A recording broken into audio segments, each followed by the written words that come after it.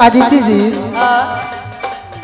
ए राजा हमरो गर्दना में लगा दो फसरी तो राजा जी नहीं की जानत का करता है हो सुना दे कविता कहो छोड़ा लेना घाट के न रे बोला यही से तो हम कही ना छोड़े नहीं ना घर के ना घाट के सखी मन करे फेंक दी काट के सखी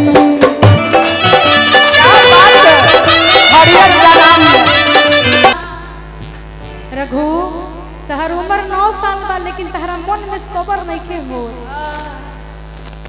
हेलो प्रियंका, आदिति और मेरा रघु, ये तीनों कलाकार गा रहे हैं।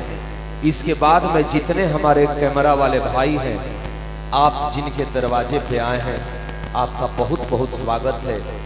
इसके बाद मैं गोलू राजा को खड़ा करूंगा एक गीत के लिए। उस गीत को आप लोग रिकॉर्ड करके ही जाइएगा, क्योंकि वो गीत जो गोलू जी गाएंगे उसको रिकॉर्ड करना है। आप जिनके दरवाजे पे आए हैं, आपका बहुत बहुत स्वागत है। वो गीत रिकॉर्ड करके जाना है। पहले ये वाला रिकॉर्ड कर लीजिए। वाह, अब सब लोग तो खड़ा हुए हैं, छोटे बाबा, बबीता दीदी, बाकी गोलू राजा जी अभी तक के लिए खड़े नहीं हुए हैं। जो घमासान में अकेले अकेले सब लोग गा ले, बाकी घमासान एक बार तो चाहिए ना।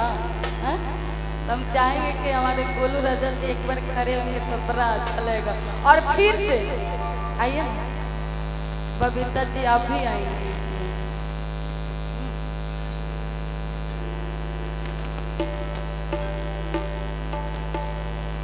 सैड सॉन्ग नहीं गाएंगे, एक गाना जो हम गाते हैं उसी को गाएंगे, उसके बाद सैड सॉन्ग गाएंगे। कि जाला परद सवाय पिया, कि जाला परद सवाय पिया,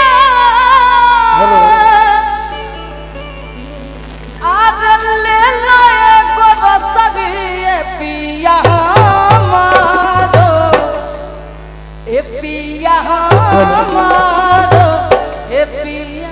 कहने को है आज, कहने को रोज कितना दिन हमारे खातिर कहबो।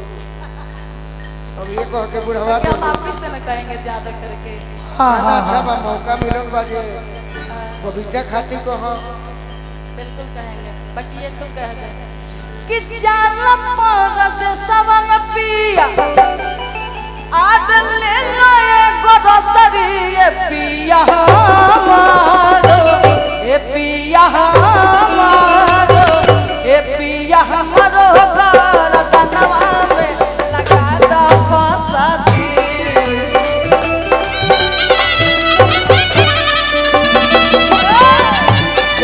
पिया हमारो गरदनवा में लगा दो फसरी।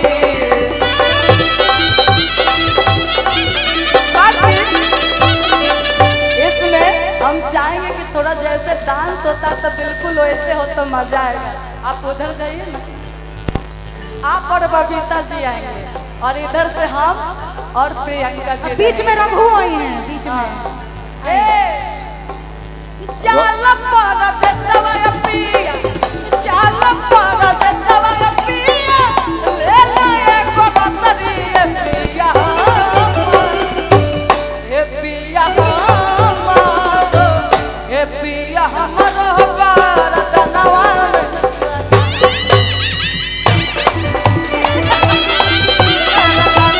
में लगा दो फसरी।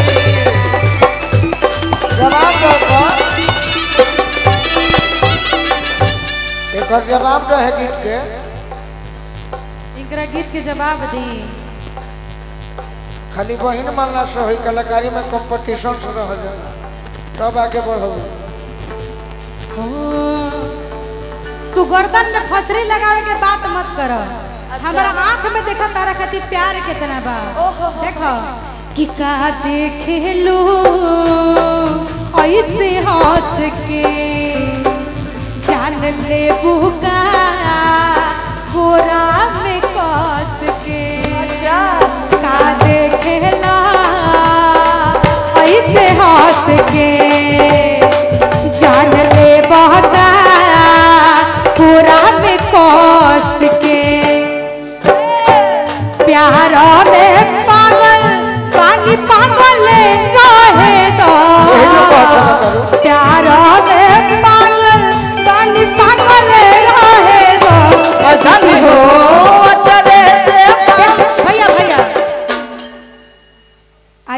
ये क्या होता हो? आइए कि प्यार में पागल पागल है देखिए लगे का होता पागल रहे दो आई हो दादा आई ए धनी हो चले से पागल दिल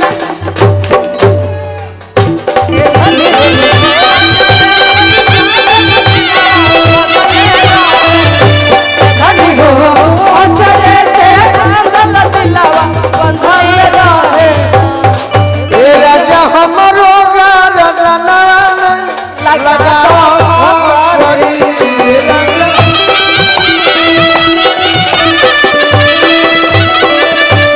बाकी और अदिति जी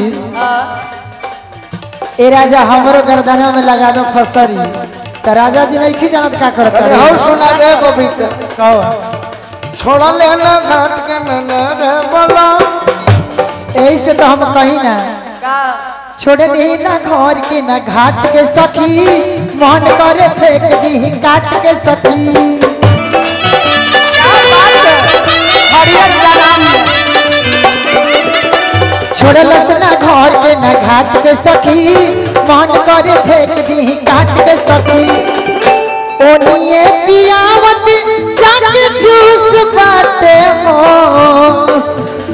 ओनिए पियावत जाके जूस बाटे हो ना जाने कौन मरलस मोतिया कि नौतिया कलकतिया जाके जूस बाटे हो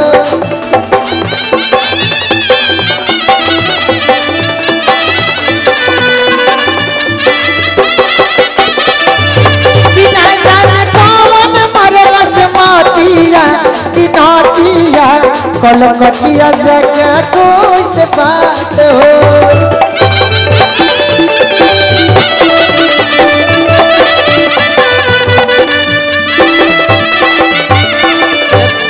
ए राजा हमरो गाना में लगाओ फसरी और आदित्य जी कौन बात को कहते हैं कि राजा हमरो गर्दना में लगा दो फसरी बाहर जाता तबे ना जाई के बाहरवा सोइया हमके भुलाई हा जानी के बहरवा सैया हमके भुलई हो जाने जाई के बाहरवा सोइया हमके भुलाई हा जानी ए राजा हो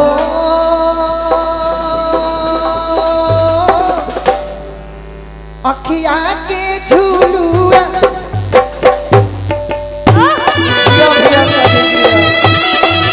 अखिया के झुलुआ लइहा ए राजा हो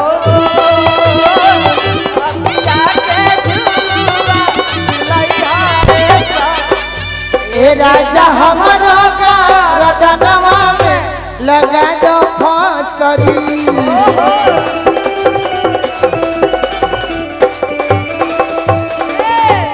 औरत कहत तरी बड़ी सुंदर भाव में अपन हाँ राजा कहत के है औरत हो देखनी सोनी चारी के दिलवा के द्वार